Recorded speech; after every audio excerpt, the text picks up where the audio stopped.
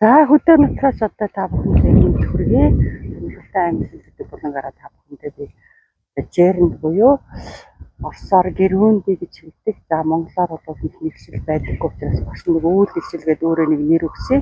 Гэтэ энэ бол миний өгсөн нэр болохоор энд таардахгүй. Тэгэхээр аливаа одоо мэдхийн бүтээгтээ яаж бүтээх вэ, юу гэж орчуулах вэ? Эзээ хэрэглэх гэдэг ийм шатыг дамжаад үзчих хэрэгтэй байдаг шүү дээ. За тэгэхээр одоо Жерэнд буюу одоо үйл нэршлиг бол ямар ч хамаагүй үйл үгэн дээр ING төгсгөл даргаад үүсгэждэг.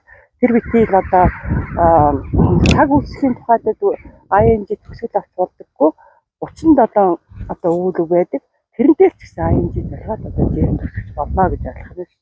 За тэгэхээр одоо энэ нэр үг хэрэглэх ёстой газар үйл үг хэрэглэх шаардлага гэх юм бол та нар шууд ING залгаад зоригтойгоор одоо Жерэнд буюу нэр үг шиг хэрэглэж болно гэсэн үг. Тухайлбал одоо reading a book is very good for our mind гэвэл одоо ном унших нь бидний оюун ухаанд их сайн юм байхамаа гэж.